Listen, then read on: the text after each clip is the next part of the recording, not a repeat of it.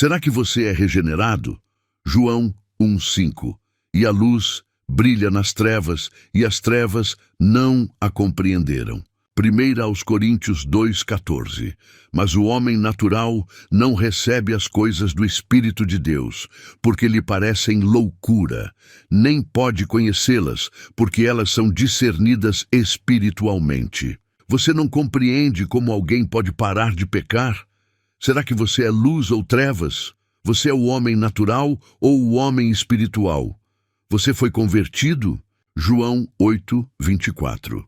Por isso, eu vos disse que morrereis em vossos pecados, porque se não crerdes que eu sou ele, morrereis em vossos pecados.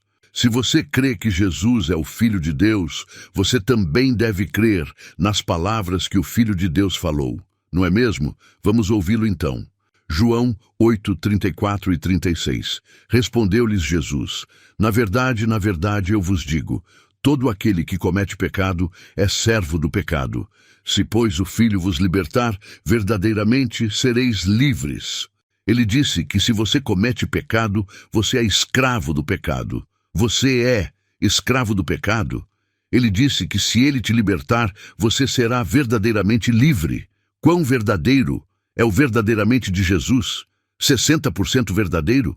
85% verdadeiro? Ou 100% verdadeiro? E do que você é liberto? Do pecado. Pois você não pode ser servo de Deus e do pecado ao mesmo tempo.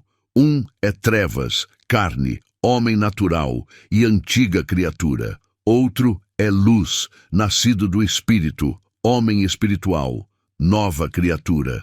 João 8:31 a 32.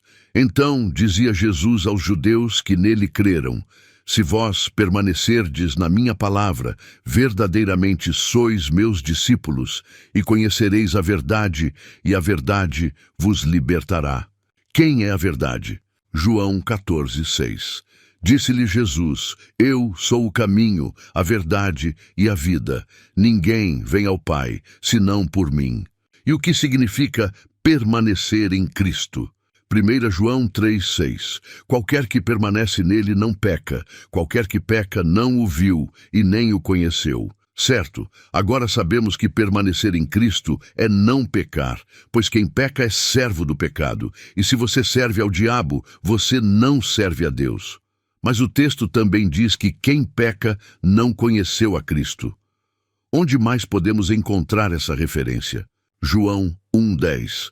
Ele estava no mundo, e o mundo foi feito por ele, e o mundo não o conheceu. Aqui entendemos que quem é do mundo, ou seja, as pessoas carnais que não receberam a Cristo, e portanto não passaram a ser espirituais, isto é, convertidas, não conheceram a Cristo. Isso significa que você que acredita que o salvo ainda peca é igual aos judeus da época de Jesus, que não creram que ele era o Cristo e os libertaria do pecado, de modo que eles conseguiriam parar de pecar. Eles não criam que Jesus era filho de Deus, mas criam em Deus. Então a crença deles era incompleta, pois não tem um sem o outro. Já você que crê em Jesus, mas não crê no poder dele, também tem uma crença incompleta, já que não tem Jesus sem libertação do pecado. É deste modo que identificamos quem não conheceu a Cristo, porque se manteve em pecado e, portanto, servo do diabo, mesmo depois de Cristo vir e garantir que os libertaria do pecado. Ou seja, não adianta crer sobre Jesus, você tem que crer em Jesus.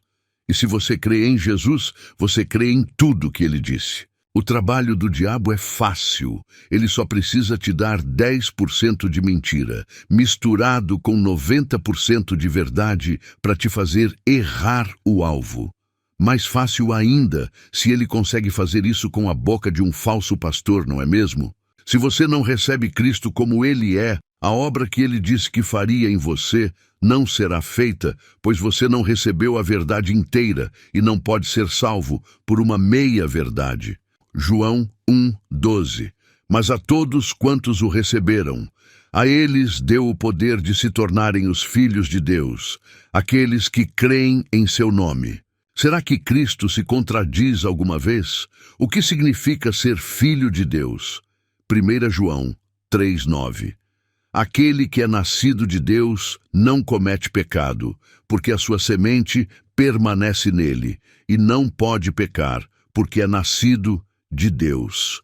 Novamente, as Escrituras se confirmam. Se você é regenerado, você não é mais um pecador.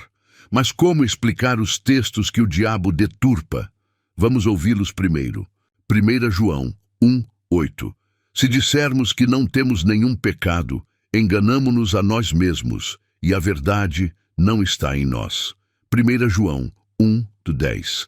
Se dissermos que não pecamos, fazemo-lo um mentiroso, e a sua palavra não está em nós. Será que o apóstolo João estava se contradizendo? Será que ele era um hipócrita?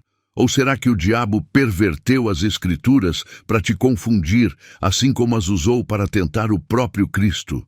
O contexto é o seguinte: você só pode ser limpo se você está sujo, só pode ser purificado se está impuro, só pode ser santificado se você for um pecador. Portanto, o Espírito de Deus que falou através de João não estava se contradizendo, mas apenas quem tem ouvidos para ouvir entenderá. Deus estava dizendo que você precisa primeiro admitir que é um pecador miserável, incapaz de se salvar a si mesmo, para que só assim, através da sua fé em Jesus, possa deixar de ser esse pecador através do poder de Cristo. Afinal, Jesus não veio para te deixar igual, senão não teria por que ele vir. Por que Jesus viria te purificar, se você permaneceria sujo? Por que Jesus viria carregar os seus pecados, se os seus pecados continuariam em você? Por que Jesus diria que você é o templo de Deus e que esse templo é santo, se você não é santo, já que peca e é servo do pecado? Jesus falou que se o templo fosse corrompido, e o que o corrompe é o pecado, ele seria destruído. Enfim, a Bíblia não se contradiz. Vamos ouvir. 1 João 1:7. Mas se andamos na luz, assim como ele está na luz, temos comunhão uns com os outros, e o sangue de Jesus Cristo, seu Filho, nos purifica de todo o pecado. 1 João 1:9.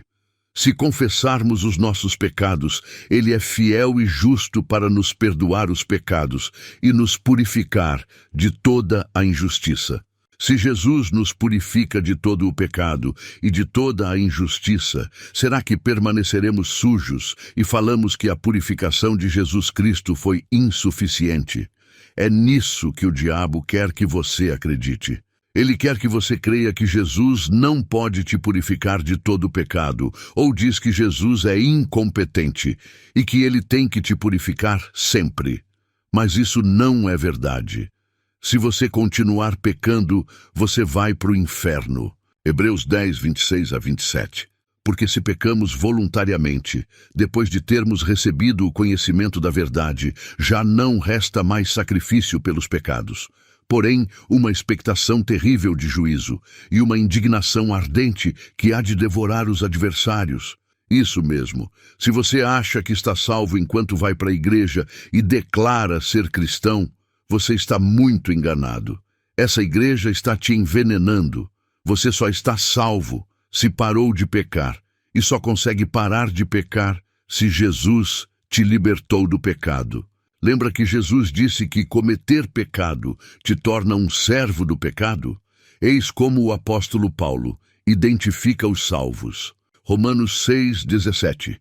Mas graças a Deus que fostes servos do pecado, mas obedecestes de coração a forma de doutrina a qual fostes entregues. Exatamente. Eles foram servos do pecado e não são mais, porque creram em Jesus e obedeceram de coração à sã doutrina.